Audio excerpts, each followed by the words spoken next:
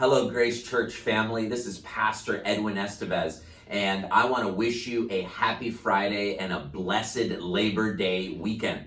I hope that you get a chance to rest, to be renewed, take some time for meditative and prayerful walks, and especially pray for those essential workers that have worked so hard and sacrificed so much during this pandemic. Our frontline workers, our first responders, please keep them and their families in prayer, and let us work as one church family for a more just world where our laborers are treated respectfully and are paid justly and have better working conditions.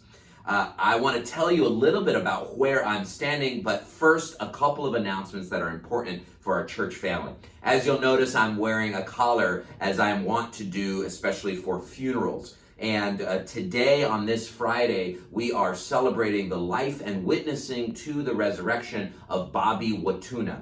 That is Karen Miller's brother. Karen Miller, as you'll recall, is our certified lay minister for deaf community ministry here at Grace Church. She continues that wonderful ministry in this time of pandemic via Zoom and other creative ways of ministering to that deaf community ministry. But please keep the deaf community ministry, the Miller family, and the Watuna family and friends in your prayers as we mourn the loss of Bobby and also celebrate his life and look forward to the promised future in Christ Jesus.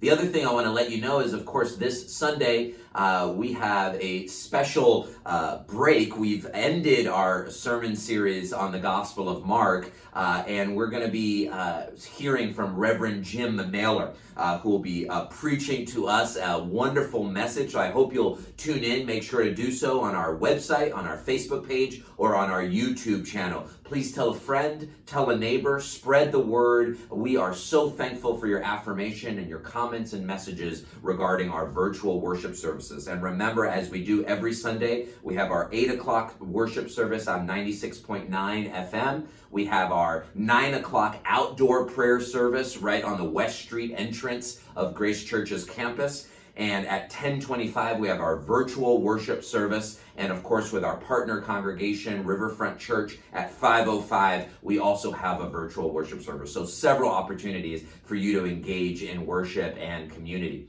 I also want to let you know about a very important date I want you to save. On September 13th, we are hosting a town hall forum for Grace Church. It'll begin right at 12 noon, right after the fellowship hour. If you haven't tuned in on Zoom for the fellowship hour, please make sure to do so at 11:30. That follows our virtual worship service. And then right after our fellowship time at 12 noon, we will have a town hall forum where we're going to be discussing the reopening plans for our campus, for our programming, and for worship. We have our crisis leadership team, our crisis response team has been working diligently weekly for several months, looking at data and discussing how we can reopen safely. And they are making a recommendation, and they're proposing that to the Grace leadership team, which we will be discussing at that town hall forum. But we also want to hear from you via our survey. You have an opportunity to fill out our survey here in the e-news. I hope you make sure to do that. Remind your fellow congregants to do so. We want to hear your voice. What do you think about reopening our campus, our programming, and our worship, and about the dates and how we plan to do that? We'd love to hear your voice, and we especially would love to hear you at our town hall forum. So again, information for that is available on our e-news. I hope you'll sign up and send that in, and we will get to hear from our congregation. And the final thing I want to tell you is where I'm standing. I am standing in my office. You may have guessed if you've been here before, although it's been a while. But this also was the former preschool office.